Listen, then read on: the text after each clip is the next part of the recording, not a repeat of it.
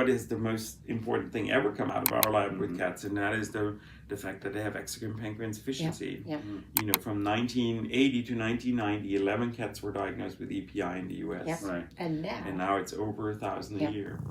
Welcome to the Purr Podcast, your favorite feline-focused podcast, where we dive into all things feline, medicine, surgery, behavior, and of course, a sprinkle of veterinary gossip along the way. I'm Dr. Joerg Steiner, feline fanatic, surgery nerd, and self-proclaimed lover of all things awkwardly cat-related. And I'm Dr. Susan Little, proud cat vet, podcast enthusiast, and your guide to the wonderfully weird world of feline medicine. Let's get started. Hi, this is Dr. Susan Little. And Dr. Joerg Steiner, this is the Purr Podcast. This is the first one we are recording for the year, isn't it? It is the first one in 2025. It is, right? It is. Yeah. And I'm very happy to be here with you. I want to say, without you telling me, that this is probably one of the best beginning you've done. So it's a really good start of the new year. Oh, the warmth and the hugs. Yeah, that's it. So and I'm only saying this once in this year. So we've got it now. This is Be it, happy huh? with it, and we're done. Done for a whole year. Thank God. Okay, Joerg's you're gonna be my witness, right? Yeah. No, I'm the moderator. I'm sitting in me apparently. Right. Yeah. Wasn't that what you asked me to do? Yeah. You're the shield between Yeah, exactly. the Right. So we have a wonderful guest. Yes. Would you like to introduce yourself? And you're our first time guest. You're a virgin. Oh, You okay. are- Well, yeah. I he am. is a Virgin. podcast virgin. You're a podcast Yeah. virgin. Yeah. Wow. Yeah, I'm Joerg Steiner, and I'm an internist at Texas A&M University. I've been there for 28 years, so a very long time. Are you truly a virgin? No, I'm just kidding. All right. So that's great. You know, I would have answered that, but you went over too quick. You Yeah, did, you didn't don't. you? Yeah, I know. I don't want to embarrass you. Joerg, it's wonderful to have you. So we need to Thank go you. back a little bit of time The mists of time. because we met each other when you were still very, very young. Yeah. And so were Just you, came probably. out of Germany. Yep, And tell me 1990. the story. Tell me the story. Yes, and so I realized very quickly in vet school that I needed to go somewhere in a different country. I was trying to go to Australia. That didn't work out. So then I was trying to come to the US, and I realized that there was this program between the University of Munich and Kansas State University where they would switch 2 students every year. And it was a phenomenal program. They paid for the flights, they paid for their apartment, they paid a stipend. I didn't have to pay a thing. And so I went there and did half a year for 3rd year, half a year for 4th year. And during 4th year is when Yola and I met, because he was a resident and I was a student, and I took surgery because at the time I thought I wanted to be a surgeon. I had no idea Big why. mistake. Yes. Oh, I find And, that's almost a shocking revelation. Right. So- Well, Wow. actually, make it more shocking. I wanted to be a cow veterinarian. Right. I And, remember that. Yeah. Then, Mhm. So, bovine was my thing. I even did a production herd health special block at Michigan State because of that. And then I realized you couldn't do that much with cows because there was no cash to treat cows, and Yeah. so You can eat them. yeah, well, I do that plenty now. So, but the point was I couldn't, and so anyway, we met in the surgery rotation, and Did you faint? I can't remember what you're talking about. Yeah, we had a portosystemic shunt surgery, and there was 3 students in there, and 2 of us were holding hooks, and the surgeon, let's keep him nameless, said, "Hold this hook, do not move." Yeah. And so I did not move, including locking my knees. And at one point I remember saying, "I think I have to go." And the next thing I know, the anesthesiologist waving some kind of record over my face because I had hit my head on the wall, on the concrete wall, and I was on the floor. Yeah. So I can see still the blood spatters. no blood spatters, but it was a traumatic experience, and I knew then and there, not only could you not go pee for several hours as a surgeon, but you couldn't even catch your breath, and so that was the end of my surgery career very quickly. So I really helped you in promoting deciding your where I wanted other to go. careers. That's very true. Yes, that's wonderful. Formative, you were formative. Yes, exactly. Did the patient survive? Oh, Yeah, the yeah, patient okay. was perfectly It- fine. it- You know, apparently I did not move the hook even though I fell over, but yeah, you just let go. That was fine. Because otherwise you would have pulled Yeah, the whole exactly, Yorkie off the exactly. table like that. So- So that would not have been good. that would But, have my not been gosh. appreciated, I'm sure. Thank but- God there were some capable surgeons in the room Yeah. that could take over. Very quickly took over. remember. But Yeah, that no, was the that's really starting funny. So I have to tell the story from my side, of course, because Oh, Joerg was a little strange duck in the bite. Oh, yeah. You were a what? Because, you He was know, a in what? Kansas, like a Yeah. strange duck. Odd duck, an odd duck. Ugly ducklet. No, ugly no. That's Yeah, not no. nice. He Odd was duck, he odd was an duck. odd dog. That's it. He was like a swan, you know, a swan in the making. Yeah. Sounds But because in Kansas everybody looks kind of the same. You know, we had the typical at that time vet student, and then there was Joerg, and Joerg was from Europe, and he talked a little funny, just like me did. Mhm, yeah. Just like I did. Sorry, but he made a big impression on us all. So that's where you made. As a matter of fact, that's where you met Dave Williams. Yep. And he hated my guts. And he Did he? hated your guts. Absolutely hated my Right. guts. But the funny thing was that he came to visit to Penn when I was a resident there, an intern there, and we reconnected, and we immediately connected, and that's when we decided, you know, that he offered me immediately. He said, "You're going to come to a residency with me and a PhD," and Right. I did. So, Right. but at Kansas State, I annoyed him because I found this dog on the street that had hypertrophic osteopathy. Yeah. And I was so excited by this because, you know, I love this little vet student from Germany, had not even heard of this thing. Right. And so I went to him and I said, you know, I saw this dog with this bugs. And you know, he's a gastroenterologist. He had no interest in cancer. Who cares about cancer? Right. You know, so. Right. But anyway, so that started a long-term friendship. So, you know, it's like funny how your career takes different, turns by different Yeah, chances. I mean, yeah. you all know about that. Sometimes by chance No, things, that's right? Not sometimes, always. Yeah. You know, Yeah. I love that story. I mean, it's wonderful. And then Dave Brett was there too. Oh, Brett was Dave. there, and we're still friends. I Yeah. just got an email from him 2 days ago. Oh, So lovely guy. Yes. Yeah. So it's amazing how that's in Life fact where my from- language comes from, curveballs. like all the F words. Oh yeah. That- That I that's credit Dave. Dave Brett. There's no that's question. a really good thing. That's a really good thing. And I'll tell you later why this is a really good thing. To remind me of, because I cannot say that on the podcast. We cannot say the F word. But yeah, that's wonderful. You know, so, friend. We can say friend. friends. Yeah. Yes, friends. Yes, absolutely. That, There I you like go. that. I don't know what your problem is. A foul. No, foul. Yeah, we can foul. say that. You know, now we're jumping ahead. What do you do now? What do I do now? I do different things. So I'm obviously a faculty at Texas A&M University, and I run the GI Lab. We now have 10 faculty in the GI Lab. We have 5 internists, 2 pathologists, 1 You have microbiologist, Katie Tolbert. and Katie DeWalt is a nutritionist now, not an internist anymore, and we're about to hire our second nutritionist. And so we're trying to build a comprehensive GI service because I believe it's all very connected. Right. You know, nutrition hits, and I'm not saying this because you're sitting here, but because I truly believe this, nutrition hits every spot in veterinary medicine, and we ignore it largely. Right. And partially we ignore it because there's no nutritionists around. Exactly. You know, we have last year, I don't know this year, but That's last year I 100 checked, now, huh? 96 was the last time I Yeah, checked, exactly. but now, you know, there may have been, I think several passed the board, obviously, Katie, and so now there may be over 100. But you know, you think about that's a tiny, you compare that to internists where there's like 4,000, or, you know, in colleges. And so it's a tiny group, and there's just not enough of them to go around. And not all nutritionists work in academia. No. Right? But fewest of them now, Right, actually. right. I mean, actually, believe it or not, most work in private practice. Right. And that's a big problem. But anyway, so I run the GI Lab, and our, you know, our mission, of course, is twofold. It's provide diagnostic services and consulting for veterinarians, so they give us a call about complex cases. And the second one is to do science in gastroenterology. Right. And so the two of them are merged. So that's one side what I do, and then I work on Central Campus, and I do basically, you could summarize it, anything to do with advanced study at Texas A&M. So, you know, I do stuff that we have a Hagler program where we invite about 10 to 20 really famous people to campus every year.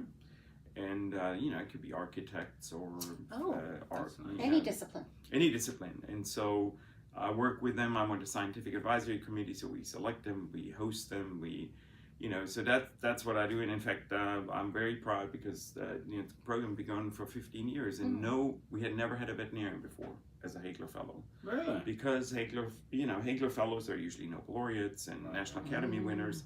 And guess how many National Academy winners of medicine there are who are veterinarians? 18. Oh, Two of whom are dead. I'm actually surprised. No, there's a subsection for veterinary medicine. I'm surprised there's even 18, frankly. Right. Well, but of the 18s, so 16 are still alive, and only one of them, I would say, is a veterinarian like we picture a veterinarian. Gus Aguirre, Yes, the of geneticist. Course. Of course. But all the others, many have worked on HIV. Jim Fox, really famous guy because he discovered Helicobacter pylori, but he's not standing in the clinic. He's not somebody. So of the 18 people, I would guarantee you that most veterinarians have never heard of 16 of them. Right, I bet. And so I didn't even know that this existed. So. Yeah, there's a subsection right. that's called veterinary medicine, I think dentistry and something else. I was really proud because I was finally able to convince my colleagues that veterinarians are scientists too. And so we now are on our third Hagler Fellow who's a veterinarian. So that's anyway, great. So I do that, and I take young scientists to Nobel laureate meetings. Are you going to the Lindau? Yeah, that's where I take them. Great. Well, I take them there, and then this year for the first time, 2 weeks ago, I took them to Singapore. Right. Can you explain our audience what Lindau is? Yeah, so Lindau is kind of it started after the Second World War because Germany was ousted from the scientific community for good reason.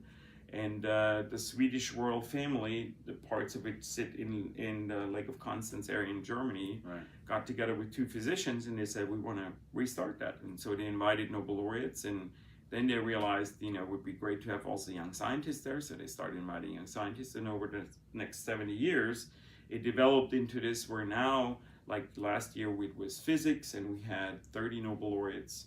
We had 700 young scientists from across the world, and we had 50 people who shouldn't be there, one of which sitting here.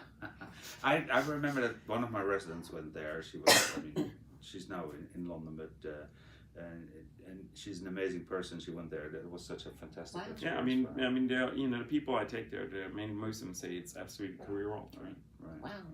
And so, what we've done at Texas A&M is we're not just taking young scientists from Texas A&M, but we're taking young scientists from across the United States. That's so wonderful. we're like last year, 8 came from Texas A&M, the rest from across the country, and then I invite them to Texas A&M and show them our campus and tell them how wonderful we are. And lure them in. You said that. I'm not going to admit to that, but yes, that's the whole point. We forgot to tell you one thing, that this is a cat podcast, so we're supposed to talk about cats.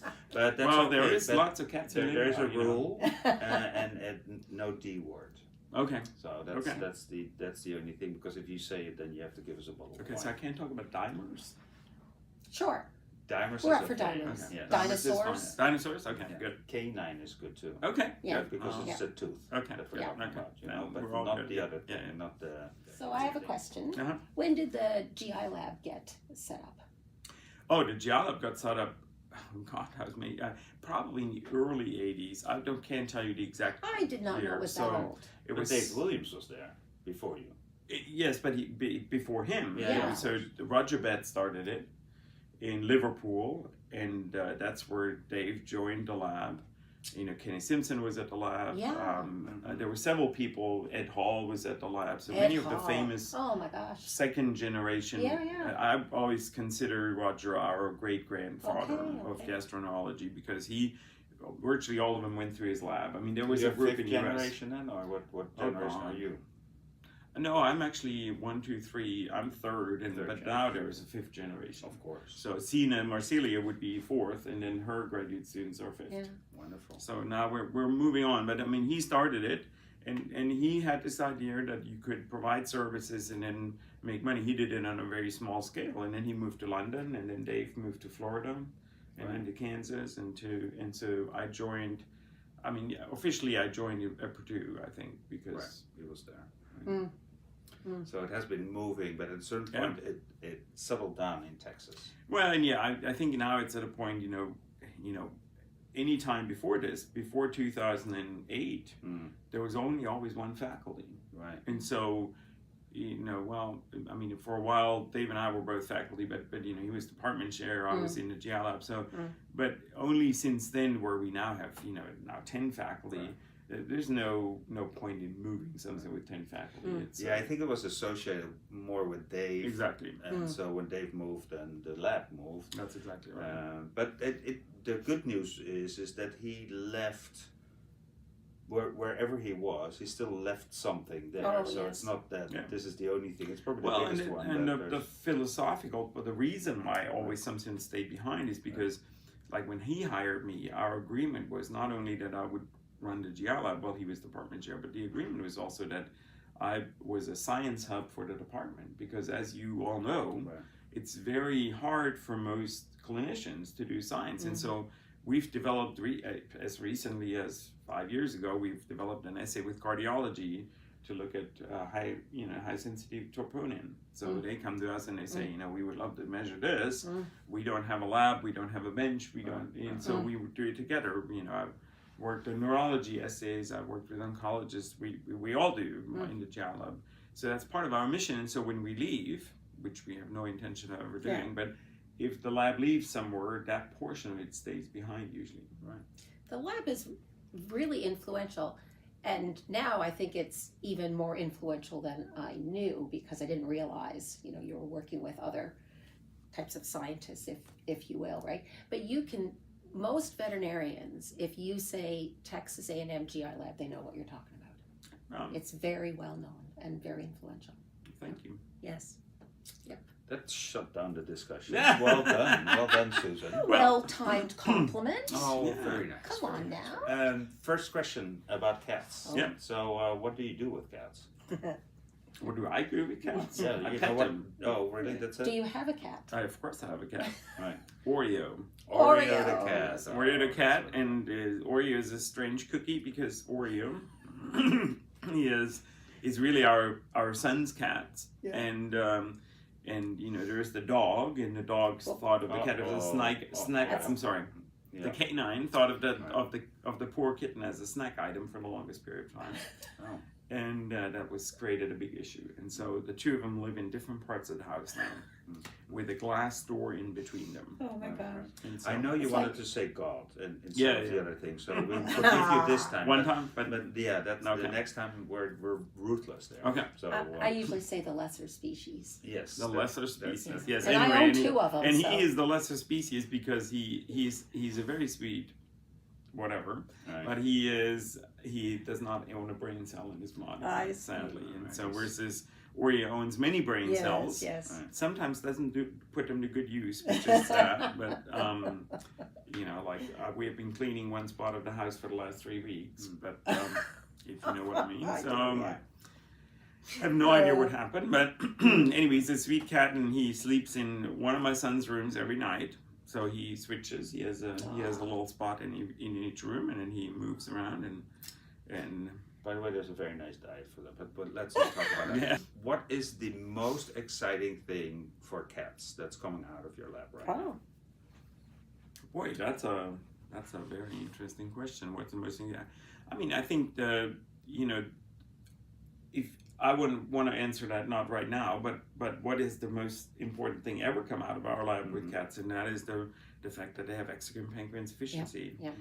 From 1980 to 1990, 11 cats were diagnosed with EPI in the U.S. Yep. Right. And now it's over 1,000 a year. Right. And that to me is phenomenal. Every single one of those cats would have died. Right.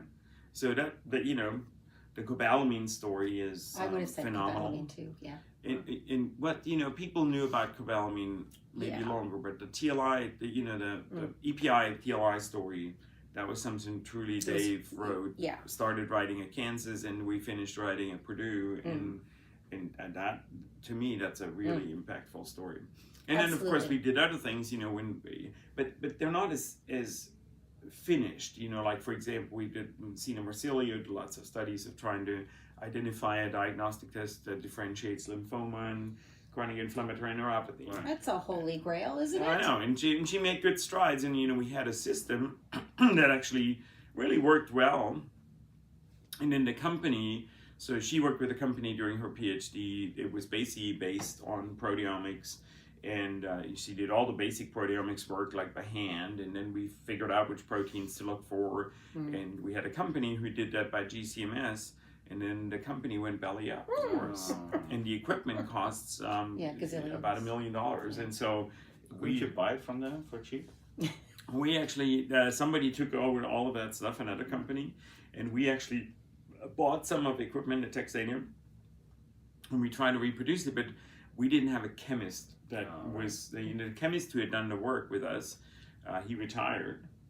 And so then we started working with a new chemist, and he could never figure, he couldn't find, how you basically have to identify special dots, special, and he just was never able to get to the same algorithm. So his sensitivity would be like 50%. And it'd be like, okay, we need to start over and do it again. And there comes a point when so Sina is still working on that with a new chemist now actually, funny enough, at UT, at Austin, because one of the main chemists of this company who went belly up, she became a faculty at UT, and so she's working. So we, look for Sina, not for the GI Lab, and it's I'm very proud of Sina. I think the best thing you ever done in your career is reflected by the people who came through your lab, and you had a hand in forming. So I'm not sad if she develops this at UC Davis and becomes world famous. She is world famous, but